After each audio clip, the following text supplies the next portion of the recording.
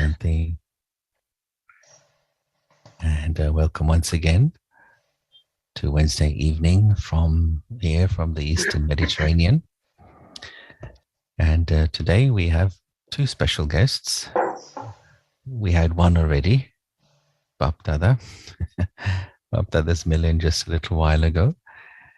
And this evening we have sharing with us Sister Antonella.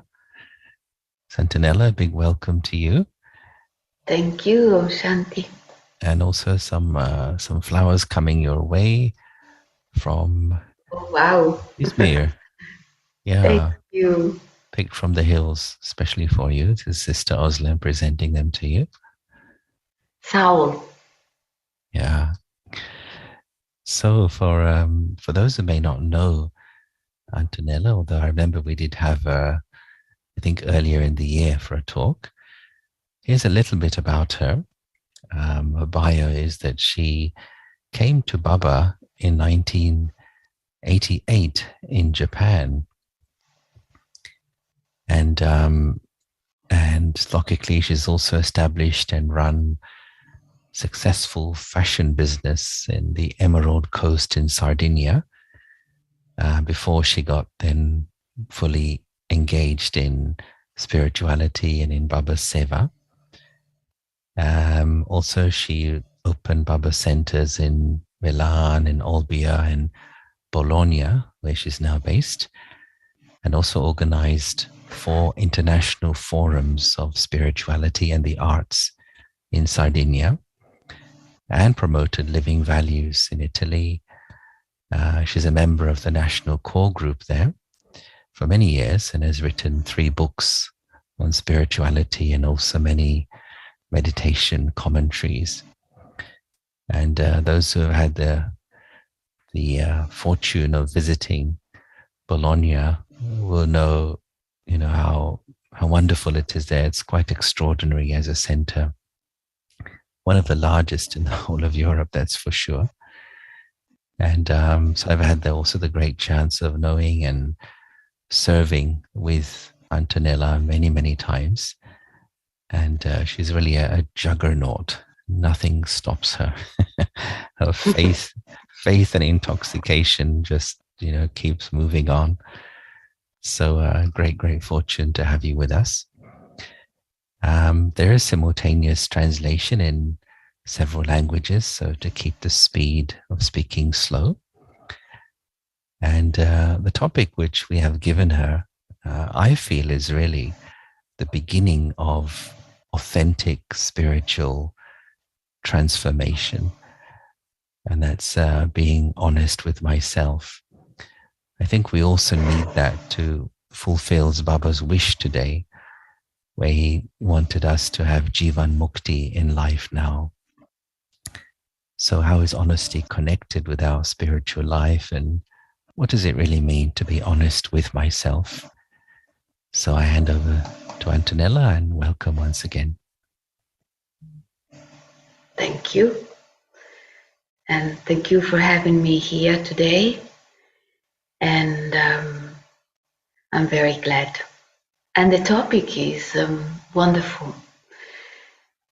I was reading a class of Daddy Junkie, and this phrase stuck me a lot.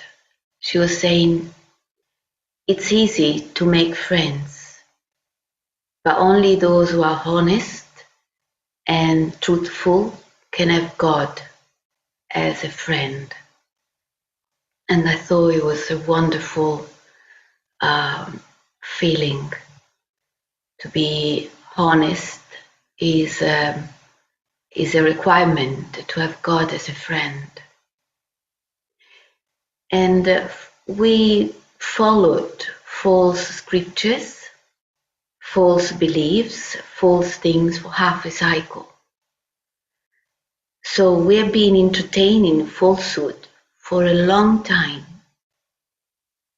Even in this life, we have been deceiving ourselves so much. Sometimes we got punished when we attempted to say the truth, and so we learned to lie. And I think at the end of the cycle, really, we all became quite dishonest in terms of not being authentic and real. An example, when somebody is asking, "How are you?" and you say, "I'm fine," but maybe it's not really true. So honesty has many layers and many levels. Am I going too fast? It's No, it's fine. fine. It's okay. Okay. So Baba emphasizes so much in being honest, and I remember Daddy Junkie also. It's an important dharna. It's an important state of the self. Otherwise, we incur in loss upon loss. Dishonesty, for example, leads to a small heart. It's like it reduces the size of our heart. One root of dishonesty is selfishness. Honesty means using everything with generosity, and nothing belongs to me anyway. Being afraid of losing something means thinking I own it, is my own, and that is a veil of dishonesty. So I like the idea of a trustee consciousness. I'm just a trustee. And because that trustee consciousness reawakens a deep sense of integrity and honesty. In fact, to have a honest heart means to have a merciful heart. When there is honesty, I remember Baba saying, the heart dances. So a dance in the heart happens when there is honesty, and you know, it's such a wonderful thing to dance within. That means no worries, no thoughts, nothing that burden my mind. And dishonesty is, in its worst expression, is cheating. And I remember a story of a baker and a shepherd. The baker would sell 1 kilo of bread to the shepherd that he would bring it home and then give back 1 kilo of butter. So it was a kind of exchange. But one day the baker found out that the butter he was receiving was just 900 grams. So he thought, gosh, the shepherd has been cheating me for a long time since I'm buying the butter from him. And he was so upset, so angry. So he started the cases and he brought the shepherd into a court. And the shepherd was a very simple man, and at the request of explaining to the judge, he said, I have a scale, the scale with 2 plates. I put the bread I buy from the baker, and on the other plate I put the butter. So I buy 1 kilo and I weigh that kilo in return with the butter. And so he ended up revealing that the cheater was the baker and not the shepherd. And of course, cheating is the worst way of being dishonest. But sometimes we give less information, and that also cheating. When we have to report something and we take away a few things in it, so we give less information that doesn't reveal the full reality, that's also cheating. And so we do, cheat here and there, probably, in a not so obvious way, not in a gross way. And dishonesty leads also to being a prisoner of my own lies, illusion, mayas. Even to say, I don't have time, could be a lie, lying to myself, because if I want to, I have time. So how many times we say, I don't have time, but it's just an excuse. Self-deception, I think, is a big issue. Projecting outside some emptiness or some confusion that we hold inside. And so we really fool ourselves in believing things that are false and not believing what is true. Even when Baba tells us beautiful things, like today,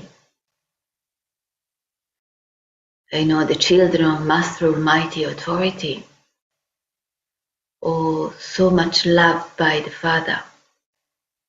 So Baba is telling us wonderful things every day. How much do I believe them? Deeply, from the heart. So faith in the self, in a way, is the biggest root of honesty that sustain my self-awareness. I'm just wondering, how much do I really deeply believe and experience, and therefore provoke and produce intoxication about what Baba is saying to me every day. And if I do believe it, and I do melt into that energy, then I can build up such a deep sense of honesty. Honest with myself implies willing to see my strengths and my weaknesses. Like Baba itself today was saying, if you point out your finger, 3, 4 fingers come back to you. So blaming other people for what I feel, how I feel, that's not honesty. Honesty is when I'm responsible of my own feelings. And Baba really equipped us so well. We have all the resources possible to be free, independent, detached, and therefore honest.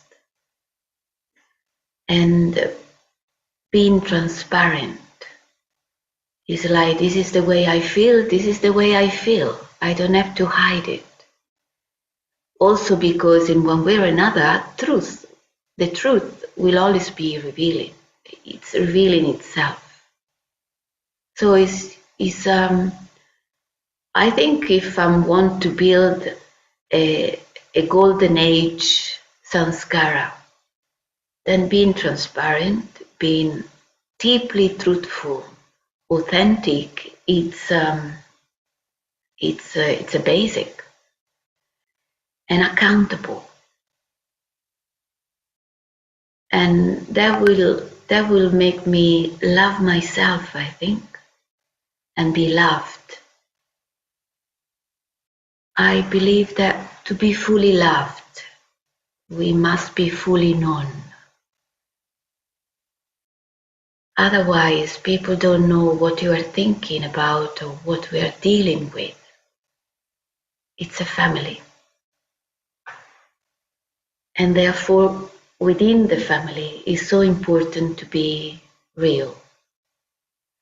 So I was thinking of a few questions that I've been using, and it could be useful for self-reflection in order to get closer to the self and allow other people to get closer to you.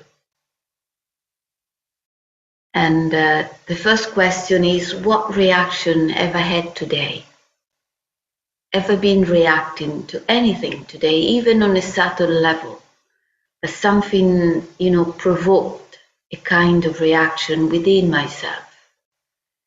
I need to detect that, because it will give me an idea of where I'm at and what to work on, and not justifying their reaction, It's easy to say I did react, but because of whatever happened outside. We got thousands of things that happen outside. They are not correct. Actually, they're very corrupt, as Baba said today. So if we keep reacting, it's never ending, and I won't be ready. So what reaction have I had today? First question. Just to um, detect what provoked me and what triggered some kind of old sanskara within me.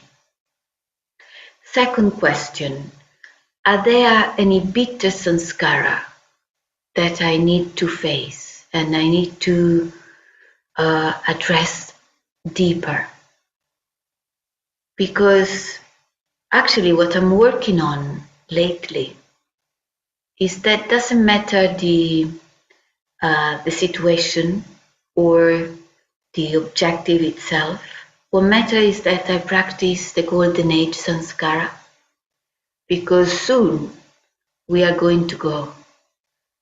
Soon is the time of our return journey. What sanskara am I bringing with me? It doesn't matter if something goes well or not in terms of functioning, in terms of logistic. I'm very perfectionist, but it doesn't really matter. What matters is what sanskara am I using, and what sanskara am I nourishing within me, so that if I take care of the best sanskara, the golden age sanskara, then the other just get dismissed. So are there any sanskara that I really don't want to carry with me? And they won't go away by miracle. I need to see them, work on them, churn the opposite, and deal with them with Baba, which is our great companion. As he said today, we are God's companion. Nothing is impossible. Not even changing an incredible bad old sanskara. Everything is possible with Baba, with us. And the third question, what concern am I facing? Am I worried about anything? I keep hearing people, because of this COVID situation, center half open, half closed, not everybody agreeing on the same line, and a lot of concern. But we are meant to be beyond, above all those concerns. I know we need to be practical, but we need to be stepping into an angelic stage. So it's a balance of being practical, being in the reality, but being above it, and not do not respond in an ordinary way, that which everybody will do. We are not everybody. We are special being. We are extraordinary being. So what concern am I facing that I need to better transform it? To change my mindset, to change my perspective. And another question is, am I keeping any trace of someone negativity? Because working together, living together, being together, all souls, a lot of incredible sanskaras. Of course, we might have some kind of conflict or, not really an harmonious meeting.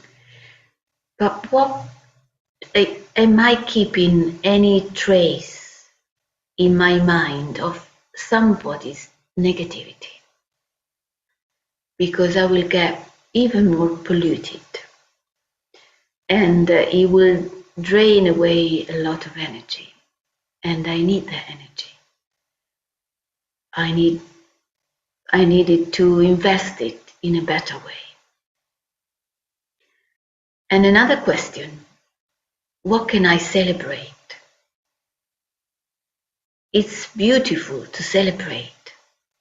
Shortly will be Christmas, and we have been putting light everywhere. Actually, we have a Christmas tree outside which is 12 meters high. Because I felt it's beautiful to celebrate in a grandiose way and create the energy of celebration. And this is something physical, just, an expression on a physical level. But can I celebrate my progress? Something that I've learned today more than yesterday. Can I celebrate a new realization that I had today? Can I celebrate having shared something important out of deep honesty with somebody else? Can I celebrate having realized a weakness of mine and having decided to move forward? Is there anything that I can celebrate today? Because this life is very precious, is worth celebrating often, as much as possible. And the last question, what can I be proud of in my Dharna? Papa surely has chosen me for some reason, for some, contribution that I can provide. So can I be proud of my contribution to Papa's service? Not to improve the ego, but just to be proud of my goodness. And so I felt that those questions could help in checking in with the self and going deeper into some realizations and experience. And beside that kind of introspection and check in, the family is important. And family means that you can openly share where you are at. It's important actually to have souls that I can talk to from a place of truth, and they listen to you from a place of love and not of judgment. The criteria, of course, is not to talk about other people, otherwise it becomes a gossip, but to talk about you and your efforts. Admitting, admitting that I've done a mistake, for example. The humility of rethinking of what happened to me, within me, and share that. I think it's good to be open, sincere, and honest, and be known in that way. And what is the power or the virtue that I need to work on? That's also beautiful sharing. And maybe I cannot detect that. An honest conversation, a moment of honesty between each other can lead to understand the self more, because maybe some people will tell me what I can't see. We all have some blind spots. Everybody sees them and we don't. So we need their feedback, because then we will see something that we haven't been able to see ourselves. Am I able anyway to receive a feedback or a criticism without defending myself or justifying myself? It's so easy to defend the self, justifying that, oh yes, I've done that, but I've been in that way, but can I eliminate that but and just welcome the feedback, because it's a it's a good feedback for me. It's a good input. It's a good sharing, even if sometimes it's hurting. Of course, we are not. It's not so wonderful to hear negative feedbacks. Beautiful feedbacks are much nicer, of course, and we all know that. But you know, reality is that we also have a lot of weaknesses to look at and to work on. So welcome feedback. They are not so loving. No. They might be loving, but they are, straightforward. And sometimes that's the best friend. We might feel that somebody giving a negative feedback is an enemy. Often it's not like that. They are probably the best friend. Did you experience this? That people giving you a very straightforward feedback about yourself, they did it or they are doing it for your well-being and not out of criticism. So I can just listen, check if it's true or not, and be a bit humble. Humility is a close friend of honesty. And as Baba was saying today, pointing the finger, being there for a victim, the great antidote is to have good wishes for everyone and elevated feelings. And we know this is our main job. It's actually the greatest job that we have, is to have good wishes and pure feelings for all. And I remember the story of somebody criticizing the neighbor with the hair hanging of, the washing up. And she was telling her friend, look at, the neighbor. She hanged outside the clothes and they have stains. So she doesn't even know how to do the washing up. Washing clothes, the laundry.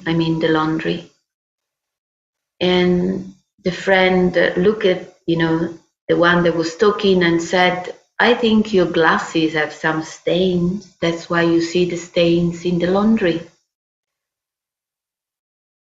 So sometimes we see stains in people, but we do have them.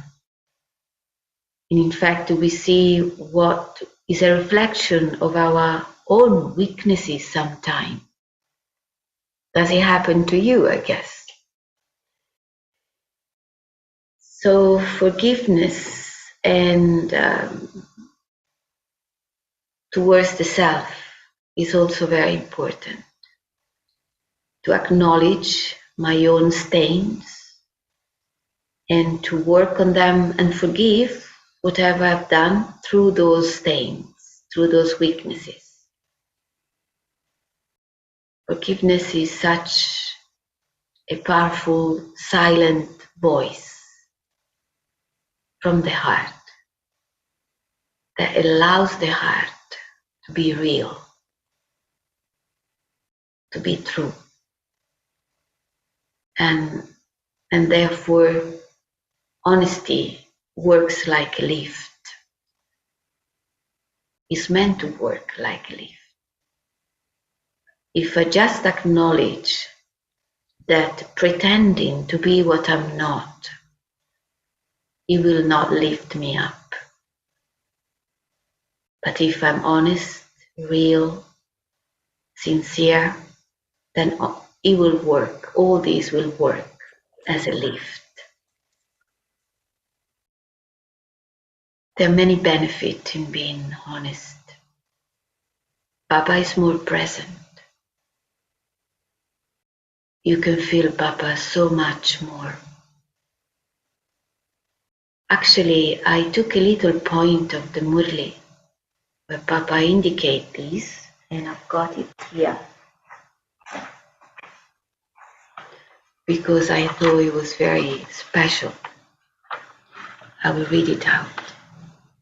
It says, those who have honesty will find it very easy to remember the Father. Why? The Father is also the truth. So those who are honest will quickly be able to remember the true Father. They don't have to make an effort.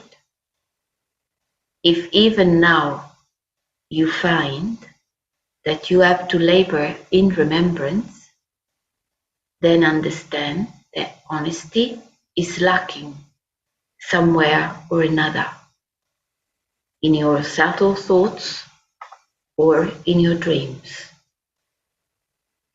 Where there is honesty, as soon as you have the thought, Baba, the Lord is present. I thought it was very sweet. So honesty is a way to bring Baba closer. And also another benefit of being honest is that we receive blessings. Blessings are more available. I don't know if you heard Sudesh Didi's class some time ago. She was saying blessings are the first quality love. They make everything easy. And that is possible only to receive and give blessing is possible only when there is honesty and humility. And so it's like honesty opens the door to blessings. Therefore, it's extremely important. And cleanliness is honesty, and honesty is cleanliness. And the more clean I am inside, the more I can discern and decide. Two powers, they're extremely important. Discern and decide, they are connected with being honest. Because I become clean and clear. And another benefit is abundance. Honesty and deep integrity attracts what you need. I deeply believe this, that if you are honest, even though there is the feeling of losing something, but you remain in your integrity and honesty, then everything you need will come to you. I remember when I was a kid, a little girl, my mother used to say, and that was her way of educating, us, the children. She used to say, if by chance somebody think that you have been taking 10 cents, you give them 20, just to clear everything. And I always remember that teaching. That means a deep sense of integrity, that you are ready to clear the path even if you haven't done anything, but just clear everything. And everything will come back to you. It will set set up a path of abundance. I was reading a little story the other day that I like to share, and it's a story of a woodcutter who lived a very simple life. He was poor, and that was his job, to cut wood. And one day, while chopping the wood on a branch, his axe fell into a river, and he sat down in desperate. He lost his axe, and hearing his cries, an angel appears and promised to help him in finding the axe again. So the angel dived into the river, the water, and he found a golden axe made of gold. But the woodcutter refused, said, "It's not mine. My one is in steel." And so the angel dived again, and he came back with the silver axe. And again the woodcutter said, "No, no, no, that's not mine. My axe is made of steel." And the woodcutter was very impressed when the angel came back with his axe in steel. But the angel was very impressed by the woodcutter and his honesty. And so the angel decided to give to the woodcutter the three axes. So honesty is the best investment because one becomes three. And of course, we know that being honest create an incredible good karma. And one last point, I was watching the time. Honesty is the speciality of a faithful soul, following Srimad from the heart, following the discipline, not as a must, like I have to, but as a disciple of truth. The Italian sounds very poetic, but I don't know in English. So following Srimad because I deeply feel it and not as a discipline itself. And that will sustain my trusty consciousness. And whatever I'm doing, if I'm just a trustee, if I'm Baba's trustee, then everything I do, I will do it with love. And everything that belongs to Baba is so precious because it's entrusted to me. And not just assets, like this is Baba's center, then of course I take good care of it. But Baba's belonging, it's object, things, but also the family. That means everything that belongs to Baba is very precious, entrusted to me, even everybody. So it makes me valued every soul, whatever sanskara they have. So in the trustee consciousness, there is not I like or dislike somebody. And I think that this is the highest form of honesty. I don't dislike anybody, nor I have a specific preference for somebody. So there is no like or dislike. So honesty is to never misuse anything given to me in trust. And so these were some thoughts about being honest. Yeah, thank you, Antonella. You've taken us through various angles into exploring honesty. I'm wondering if anybody has some questions. You can put them in the chat box. There's one question in Spanish, and I think I can translate that. It says, how to have elevated feelings? Somebody asks.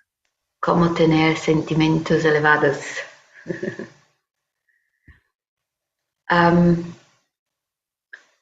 I think that we come to Baba with a variety of bad feelings and reaction and like and dislike. But in my experience, any time that I was going through that kind of sanskara of having bad feeling for somebody, I would just sit and give it to Baba. I remember a long time ago, I was probably 2 or 3 years in Gyan, and I had a fight, verbal, conflict, how do you say, with another sister. And I was really alterated and angry. And angry, sad, all this kind of feeling. And then I had to go into the kitchen to cook. But while going to the kitchen, I was passing in front of Baba's room. And I felt a pull to go in and sit. And I did it. And I sat down and started talking to Baba, everything that happened that was bothering me. And I was very emotional. But while I was talking to Baba and I was feeling Baba's energy so strongly, it was like cleansing, calming down. And then from agitated, I became very silent. And everything was clean. And the shift from anger or, reaction to the feeling of acceptance, even appreciating that we are different, we are on the same path though. So that shift was huge.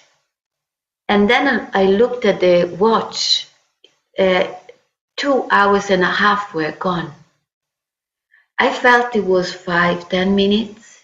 It was 2 hours and a half. It took Baba a long time to do that job. But he did it.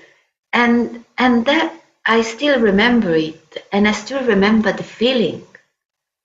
How if I allow Baba to clean me, it's like a boy that comes back home out of, having played outside in the playground, all dirty. And, with some stain and maybe some blood somewhere. And the mother just clean the boy and do your nice shower. So I felt Papa was just showering me with clean energy to just, let go the old ones. And anytime that I feel into that kind of subtle reaction, I know where to go, under the shower. Because if I work by myself on my feeling, I don't know if this life is enough. Probably not. And, I came in Gyan with the idea of right and wrong very strong. That was my main issue, very angry for social injustices and being upset for all the injustices of the world. So anything that wasn't correct would make me so angry. But then we know the world is completely rotten. So how much can I be angry or upset or sad or blaming? It doesn't work. So anytime that I had a feeling which I don't like to have, I know that I need to go into under the shower and let Papa do their job. I can't do it myself. Or at least I'm not able. But as soon as I enter Papa's room, that's why I feel Papa's room is a sacred space in the center. But before living in the center, I had my room in a house. Well, I started living in the center. I was only 9 months in Gyan. But anyway, 9 months before that, I used to live outside. And I created a corner in the bedroom with Papa's picture, music, everything. And that will work anyway. So whether I have Papa's room or not, I have my sacred corner where I can sit and allow Papa to do the job. And Papa is much more effective than me. Papa does it quickly, and I reinforce my relationship with him. And I learn through this what does it mean to have good feelings. So it's like a training, and who else is going to give me that training? Nobody. So Papa does. Yeah. Even the Murli today was a shower of good wishes. So apart from this, whenever there is a sanskara which I need to change, let's say a sanskara of stubbornness or sanskara of anyway a bad feeling, churning is very useful because I will find the opposite of that sanskara. Like if I can't let go of an idea, flexibility is what I'm meant to learn, or whatever, or tolerance. Yeah, tolerance is a very good sanskara. And we can be intolerant in many different ways. So, what's tolerance? How come I'm not so tolerant? Going through the process of churning, he also cools me down. And that's also a learning process. It's good to be a student all the way through this confluence age. And I know I have to learn so much. I've learned a lot, so much to learn still. Mm. But yoga, churning, practicing, and also sharing, as I was saying before, to share with people that you trust. It does provoke realization and also sustenance, support. Because I think we need each other a lot, supporting each other, even with blessing and subtle feelings. And if I'm not able to overcome something, I guess that good wishes of people, if I am openly saying I'm not able to do this, their good wishes, their blessing will help. And that's, I think, is honesty also. Being open that I can't make it. There is something that bothers me and I'm not able to find the key point to untangle that sanskara. It's another question that's come in here. You've partly touched on it, but you may be able to read it, but I'll read it out anyway. Do you have any yukti to catch or recognize subtle wrong sanskars? And how do you work on it to change the old sanskars into new sanskars and into an opportunity to grow? To recognize subtle wrong sanskara means something that is not so visible. I guess that she's meaning that. And Yeah. that's why before I was saying there are some part of the self that we don't see. And if it's something quite subtle, but it does make me feel unease. If I feel that there is something blocking me and I can't detect, or I might understand it wrongly, then to conversate, to dialogue with somebody that you trust can show you things of yourself that you haven't seen. And maybe they can also share their own experiences. That's why I think now more than ever, uh, um, spiritual conversation are very important with people that can build up a conversation that make all of us grow and reveal things of my own self. And of course, we reach the end of the cycle.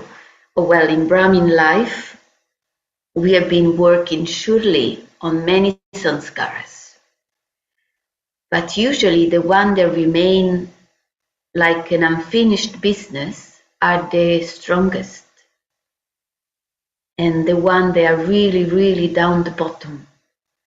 And somehow they will emerge. And I think that the COVID and the lockdown of the last couple of years has been doing this to many of the Brahmins. Like we had more time, we were constrained to be less in service and more with the self, and therefore so much came to the surface. And to face whatever, it's actually quite consistent as sanskara. For me, again, it does require to be a good yogi. Yoga as much as I can is the healing process. Mm. And I don't think there is much time left in the kalpa to go into each sanskara and transform each things and get, into the deep work as much as I can. That's fantastic. But unless I allow Baba to do a good portion of job, I don't know if I will make it on time. I'm talking for myself. I hope I answer. Yeah, there's another, I think it's just a comment. Sometimes there is nobody around you. Yes, there might be BK family, but the relations are very formal, not deep. That is also karma. And that is why then seek Baba's refuge. So I think it's just a comment there. But there's another question that, one of the songs in the Murli is look at your face in the mirror of your heart. And the next line is see what sinful karma you have done, what charitable karma you have done. And also it comes in the Murli that Narad was kind of living in a bubble and thought he was worthy to marry Lakshmi. And then somebody said, try looking in the mirror. And he realized he wasn't worthy. So when we look in the mirror, one could look in the mirror of the heart to see what really there is in me, what I need to work on. But maybe sometimes the ego gives a reply instead and says, everything's okay, nothing to see here. Because the ego likes to deceive, to obfuscate, to use subterfuge and so on. So I wonder if you can say a little bit about ego games in preventing us looking into the mirror of honesty. Yeah. And as we know, the ego can fool the soul so much. So we might believe we are okay, we are not. And that's why I was saying to check with people around you. They will tell you. but they won't tell you if you won't take it. It's like if you really invite feedbacks, then people are willing to give them to you. But if they think you will react or be hurt, then they won't. So, in a way, just to be very open to and invite feedbacks. And if I don't, I will keep being in my illusion, because I guess that those strong old sanskara, which are very much connected with ego or attachment, they will prevent me to be visible. They won't be easily visible to myself. That's why you look in the mirror and you think, I'm fantastically fine. Because their sanskara, they are very good in hiding themselves. And so the only way, in my understanding, is to take the help of people around you. As much as they told Narad, look, you can't really marry Lakshmi. So it was other people telling him, have a proper look in the mirror. So are there anybody around me that can tell me, look, you can't really make it in this way? If I can't see myself, who else is going to tell me? And that's, I think, is the big, real work of the family. Even though we don't like it, but yet is the mirror. And the other mirror is my contentment. And that contentment is actually revealing itself early morning. Somebody recently was saying, I wake up in the morning and my first feeling is of discontent, discourage, sadness. And she was asking why in the first feeling of the morning, she was feeling not right. And then she realized that it was something that she wasn't addressing in herself that would, because our consciousness we know on our consciousness knows that we are right or not right. So, but the only thing is, am I listening to that voice?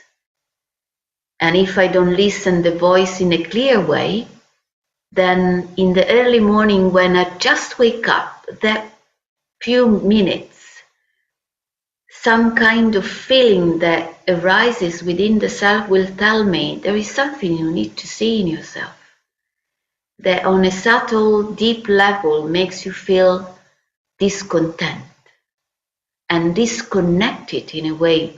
It's like I disconnect myself from my true nature of pure love, pure everything. So if I'm disconnected, then of course I feel far. And feeling far means feeling sad, feeling orphan in a way. And so listening to those little moments in which my consciousness is sending me some messages. And if I'm not content, why? Then of course I need to be willing to face what I have to face within me. But when Baba saying, at the end the tree will shake, I think it will shake because my own perception of the self, whatever I did believe, will shake. Exactly as Yogesh, you were saying. So there's something that I don't see in myself, and eventually I will have to face it.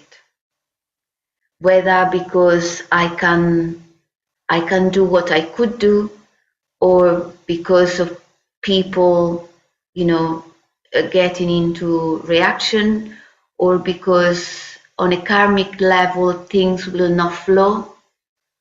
Some signal will indicate me something is wrong, something is not flowing in the right way. And so to stop and rethink. Before I was saying rethink, the humility of rethinking. Then I need to practice on a daily basis the humility of rethinking what I thought was right or not. And recently, I was well, for some months, I've been working on appreciating what I didn't appreciate for a long time, and for many reasons. And not appreciating something for some time made me into a kind of relationship that was not happy. And then I just sat and decided, hold on, the problem is not the other, the problem is not the context, the problem is my expectation. And can I melt those expectations? They need to melt in order to be free from them. And I work on this for months, just melting expectations. Anytime I was feeling the expectation coming up, stop, breathe, Baba, and release it, release it, release it. It was like letting go, melting. I was really thinking, let me melt, is my goodness. And eventually, from something that was not so harmonious, it became like a wonderful energy. And I thought, gosh, it took me years to do that. Why I didn't do it before? But I wasn't ready. So it's like we become ready when it's time. But to provoke myself to be ready, I need to be willing to do it. I really have to have in the background of my mind, I want to change. I want to grow. I want to be worthy of Baba's hope. That has to be the energy that sustain my path. Am I talking too much? I think it's all very, very useful. Ah, Yeah, you've said some wonderful things, and well, we're going to wrap up in a minute, but just remembering the phrase of Baba that the Lord is pleased with an honest heart. Um, so to please the Lord is a big deal. It's a big thing to do.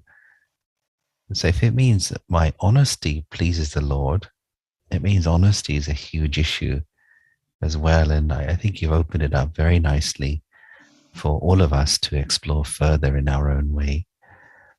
So thank you so much, Antonella, for such real and deep sharings. thanks And to you. would you like to see the faces of Yeah. the family online? Yeah. Okay, if we just go to gallery view,